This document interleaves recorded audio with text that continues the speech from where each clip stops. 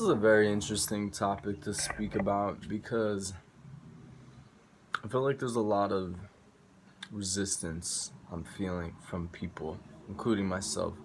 There's always reasons why I want to be on my phone. There's always reasons.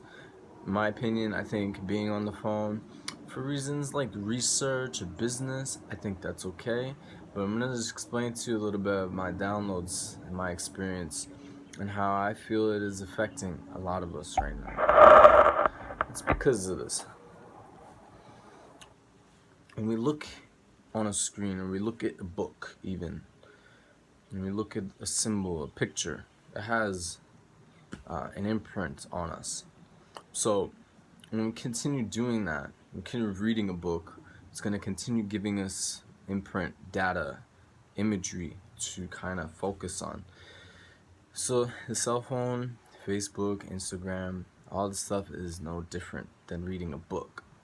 It's no different than being programmed by something in the street. You ever see the movie They Know? Well, the guy puts on the glasses and he can see the real subconscious messages hidden behind a lot of these signs. Basically just saying, consume, consume, consume, consume, consume. Well, the introduction of social media was and still is a genius idea to and tactic to get people to stay ungrounded and to then ground themselves mentally into another reality that is not connected to what's actually happening. Which means, just to say this, you could always tell the difference when someone's really authentically there or someone's upholding an image of themselves inside of their head. And now there's a lot of people, I've read books and been listening to life coaches here and there that say you just got to project an image of what you want people to respond to you as, and they're going to respond to you like that. Basically, your environment or everyone reflects you where you're at. And they reflect how you feel about yourself. So they're telling us to constantly give good images of ourselves, constantly think of yourself in a highlight, see your value, and you're gonna get it back from the universe. And everyone's gonna respond to you because of that image that you're upholding. Let me tell you something, okay? I know about upholding an image in myself. It's very easy. We all know how to do it, right? We all know how to put on a mask. Oh, I'm this, I'm that, I'm this. I walk around with that and I get power for it, right? But let me tell you what's even more powerful, what's even more potent, is when you drop all of the imagery and you tap in to who you truly are. There's no reason, in my opinion, from my experience, there's no real reason to uphold an image or to even stay attached to my personality, to allow memory or imagination to determine anything, because we are born unique. We come into this world unique already with a set DNA predominating in traits, talents, skills, whatever. We don't have to go into our imagination necessarily to create anything. It's already here for us. Now, that's just the difference between knowing thyself and creating thyself from either a book or that place of knowing. And so basically what I'm saying is, when you're tapping in and you start to know yourself, I don't need to try to put on an image because I am that image already.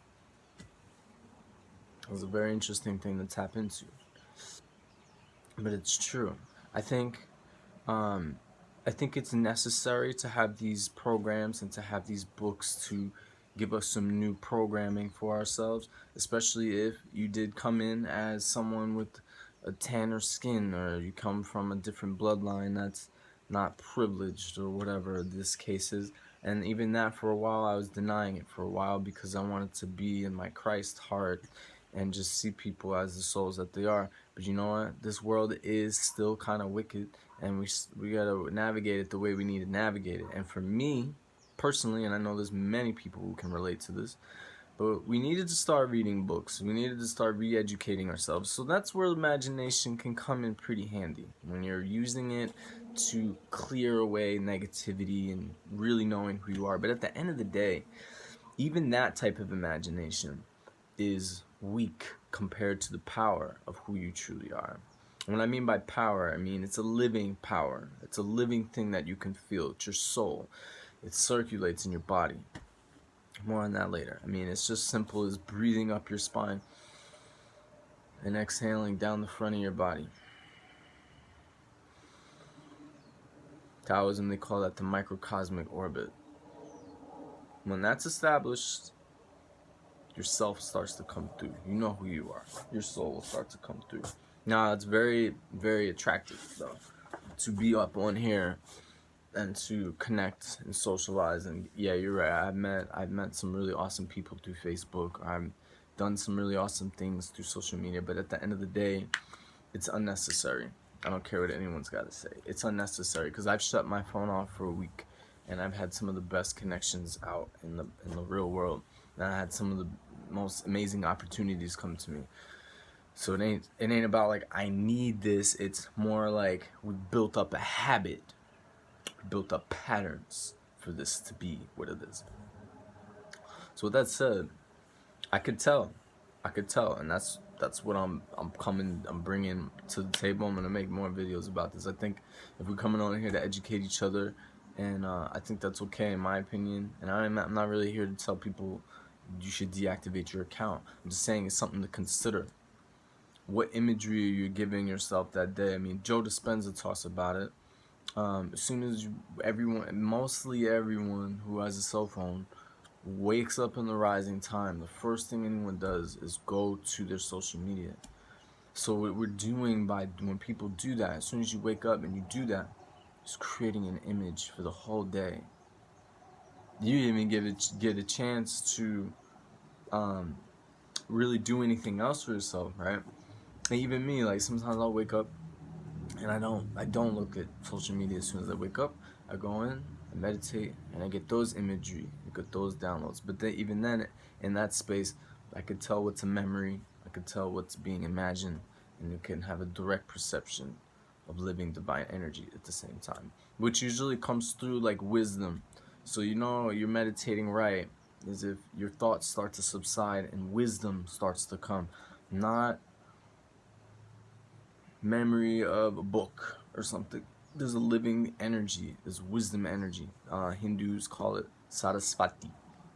Tantra call it Saraswati, the goddess of wisdom, truth, knowledge, music, language. Saraswati is, in my opinion, a very relevant energy frequency that everybody is attracted to. Wisdom, music, language, art, that's Saraswati. So that stuff starts to come through, which means we're inherently very creative people, which is another thing to consider. You didn't come in, everyone comes in with talents and skills. That is your means for prosperity, abundance, happiness, and joy. It's not what you're actually needing to learn somewhere else. It's what you already are equipped with. I mean, we do have that infinite potential to read and study and remember things and to add some things, new knowledge, but at the end of the day, it's all remembering. Because when this higher center, it's called the upper dantian or the danjan, we call it the upper khanda in Sanskrit.